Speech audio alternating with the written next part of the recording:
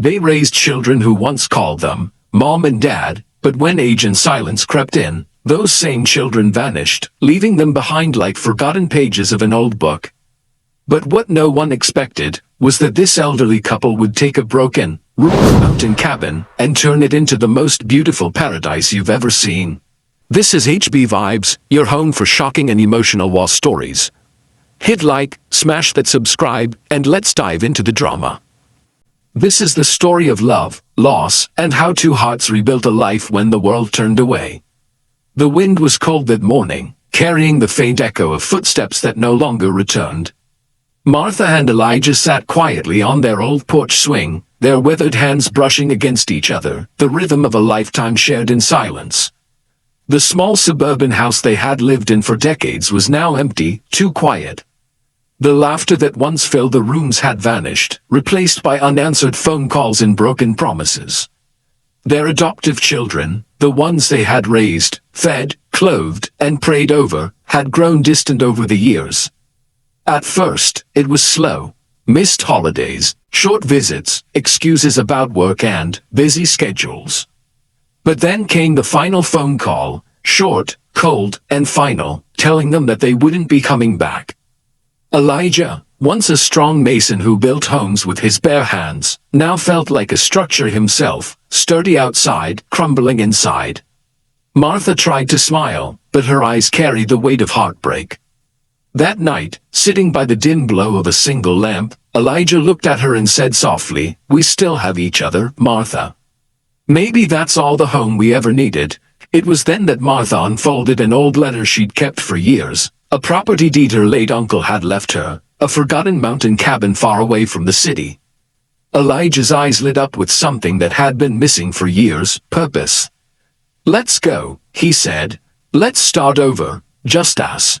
The next morning, they packed their few remaining belongings, leaving behind memories that hurt too much to touch, and drove toward a new chapter neither of them had planned, but both desperately needed. The road to the cabin was rough, winding through tall trees and mist-covered hills. Their old pickup truck rattled with every bump, but Martha hummed softly beside Elijah, her voice like a fragile thread holding them steady. When they finally arrived, the sight took their breath away, not because it was beautiful but because it was broken. The cabin leaned like an old man on his last leg.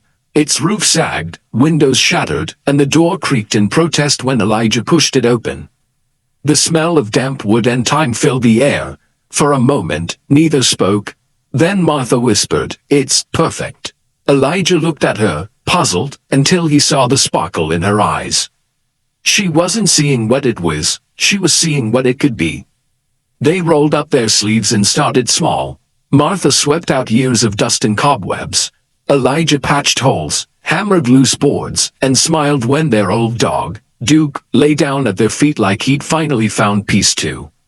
Every evening, they sat outside by a small fire, wrapped in blankets, staring at the sky. For the first time in years, the silence felt comforting, not empty. Days turned into weeks, and the ruined cabin began to change, little by little. Elijah used fallen branches to fix the fence, his hands raw but steady. Martha planted a small garden behind the cabin, herbs, tomatoes, and wildflowers she found along the trail. Duke followed her everywhere, wagging his tail like a shadow that refused to leave her side. The cabin began to breathe again.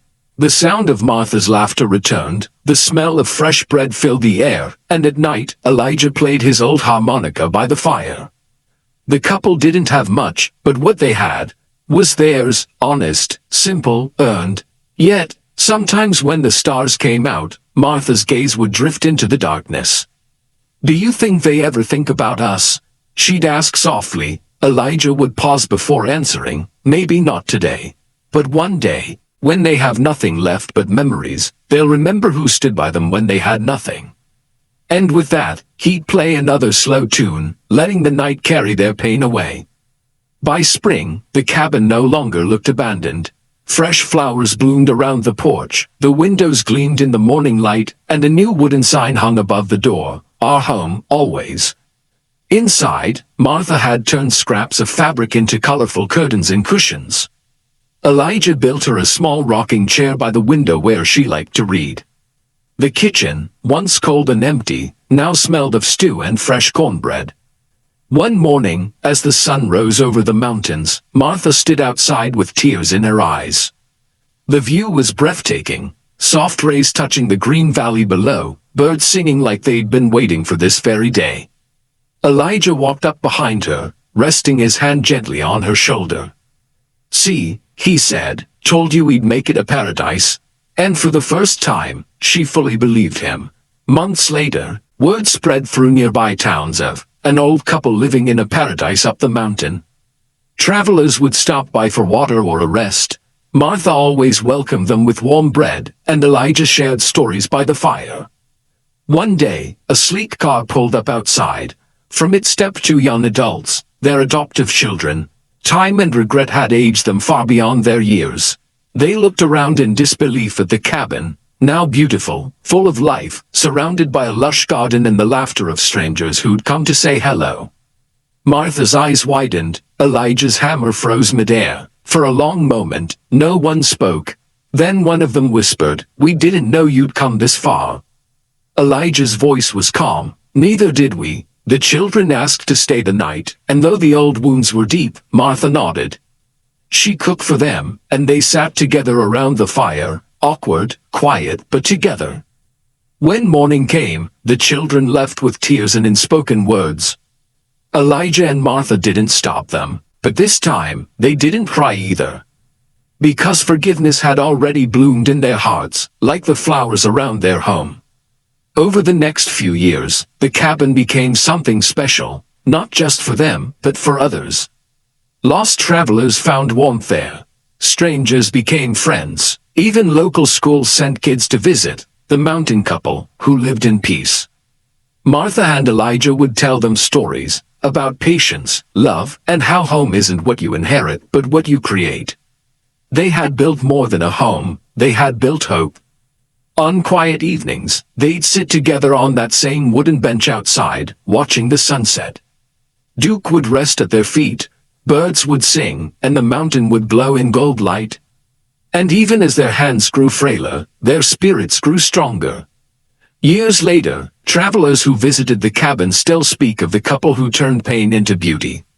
The cabin remains a symbol of strength, love, and second chances. When the seasons change and the wind blows through the mountains, it's said you can still hear Elijah's harmonica and Martha's laughter carried softly through the trees. Their story became a quiet legend, not of wealth or fame, but of two souls who proved that being abandoned doesn't mean being forgotten. They showed the world that love, true love, doesn't fade when others leave. It only grows stronger when you choose to stay.